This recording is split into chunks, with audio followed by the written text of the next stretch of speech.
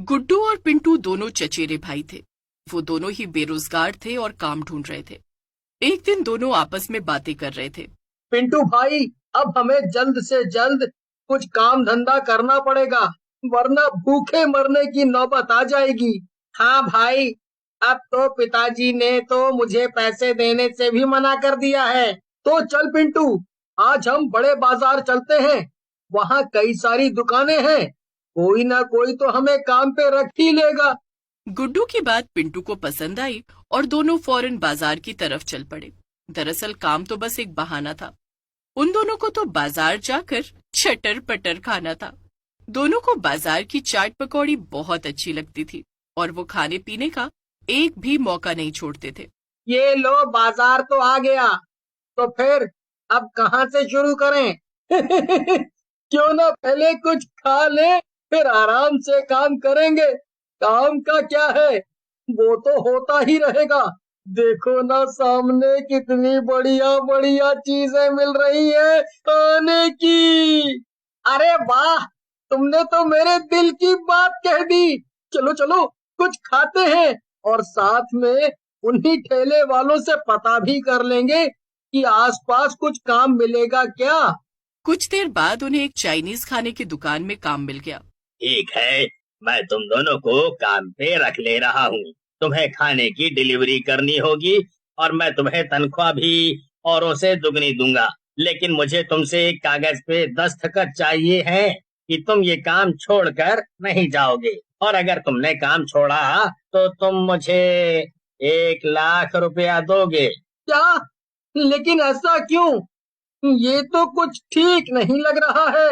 अरे पिंटू, क्या फर्क पड़ता है, हमें तो वैसे भी ये काम करना ही है। हम भला कहाँ काम छोड़ना चाहते हैं, और देखना, ये हमें दुगनी तनख्वाह दे रहे हैं। अरे हमारी सारी परेशानी बस एक बार में दूर हो जाएगी। ज्यादा सोच मत, हाँ कर दे।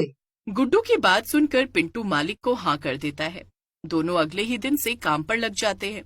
उनका मालिक उन्हें एक एक बाइक भी देता है।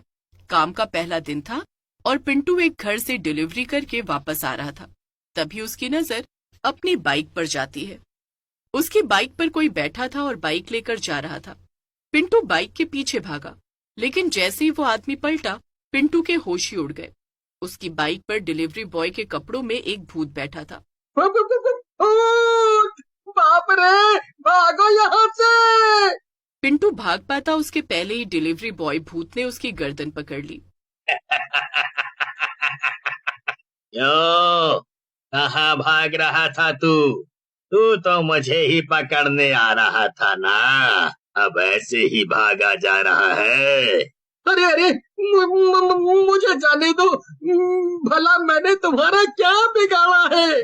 तूने मेरी नौकरी पे नजर डाली है और कहता है कि क्या बिगाड़ा है। क्या क्या मतलब है तुम्हारा? जिस दुकान पे तू और तेरा दोस्त डिलीवरी बॉय का काम कर रहे हैं, वहाँ पर मैं काम करता था। 1 महीने पहले एक बाइक एक्सीडेंट में मेरी मौत हो गई और तब से मैं डिलीवरी बॉय बनकर ही भटक रहा हूँ। और जब तक मैं इस दुकान का डिलीवरी बॉय हूँ, तब तक कोई और मेरी जगह नहीं ले सकता। तुम दोनों से पहले भी कई लोग आए थे मेरी जगह लेने, और मैंने उन सबको ऊपर पहुंचा दिया। अरे बस इतनी सी बात है तो ठीक है ना। तुम्हें सारी नौकरी किसी के साथ नहीं बांटनी है ना, तो मैं और मेरा दोस्त कल ही नौकरी छोड़ देंगे। बस फिर तो तुम हमें जाने दोगे ना? अच्छा, फिर मुझे कोई दिक्कत नहीं है। ठीक है, तो तुम मुझे अभी जाने दो। मैं जाकर अपने दोस्त को भी ये सब बात बता देता हूँ और कल ही हम दोनों नौकरी छोड़ देंगे। ठीक है, लेकिन याद रहे, अगर तुम दोनों ने जरा सी भी चालाकी चली ना, तो मैं तुम्हें मारने से पहले 1 मिनट भी नहीं सोचूंगा। इतना कहकर पिंटू वहां से अपनी बाइक लेकर सीधे गुड्डू के पास पहुंचा। उसने गुड्डू को सारी बातें बताई तो गुड्डू भी काफी क्या सचमुच ऐसा हुआ? मुझे तो यकीन ही नहीं हो रहा। हाँ गुड्डू, ये तो हम अच्छी आफत में पड़ गए हैं। इसीलिए इस चाइनीज दुकान वाले आदमी ने हमसे दस्तखत करवाए थे, क्योंकि इसे भूतिया डिलीवरी वाले के बारे में सब पता था। अब हम क्या करेंगे? अगर हमने काम नहीं छोड़ा तो वो भूत हमें मार डालेगा, और अगर छोड़ दिया तो मालिक को 1 लाख रुपया देना पड़ेगा। अब क्या होगा गुड्डू? चुप हो जाओ पिंटू, मुझे सोचने दो कि कैसे हम इस मुसीबत से अपनी जान बचाएं। हाँ, आ गया ना एक मजेदार आइडिया। चल पिंटू, अभी के अभी हम उस भूत के पास चलते हैं। क्या गुड्डू, तू थोड़ा सा पागल हो गया है क्या? इस भूतिया डिलीवरी बॉय के बारे में सुनकर? वो हमें मारने की फिराक में है और तू उसी के पास जाने की बात कर रहा है। नहीं बाबा नहीं, तुझे जाना है तो जा, शौक से मर, पर मैं नहीं जाऊंगा। अरे पिंटू, मुझ पर भरोसा कर और तू बस मुझे वहीं उसी जगह ले चल जहां पर तुझे वो भूतिया डिलीवरी बॉय मिला था। पिंटू डरते डरते गुड्डू को बाइक पर बिठाकर उसी जगह पर ले जाता था जहां पर आखिरी बार भूत ने उससे बात की थी। पिंटू गुड्डू को वापस ले जाने के लिए घसीट रहा था, लेकिन तभी वहां पर सचमुच ही वो डिलीवरी बॉय वाला भूत आ जाता है। तुमने पुकारा और हम चले आए। पहली बार किसी ने मुझे इतने प्यार से बुलाया है। तो बताओ, क्या फैसला किया तुम दोनों ने? काम छोड़ रहे हो या ऊपर जाओगे? और अगर ऊपर जाओगे तो ये बहुत अच्छा मुहूर्त है, अभी अभी पहुंचा दूं तुम्हें ऊपर। नहीं, हम इन दोनों में से कुछ भी नहीं करेंगे। क्या मतलब है तुम्हारा? देखिए भूत जी, दुकानदार ने शर्त रखी थी कि अगर हमने काम छोड़ा तो हम उसे 1 लाख रुपए देंगे, जो कि हमारे पास बिल्कुल भी नहीं है। तो इसका मतलब साफ है कि हम ये काम तो नहीं छोड़ सकते हैं। अच्छा, तो फिर तो यही बेहतर है कि मैं तुम दोनों को मार दूं, क्योंकि तुम्हें तो अपनी जान से कोई खास लगाव नहीं है। अरे नहीं नहीं, हमारी बात तो सुनो पहले। तुम्हें क्या चाहिए? डिलीवरी बॉय का काम है ना? तुम किसी और को ये काम नहीं करने देना चाहते, क्यों? है ना?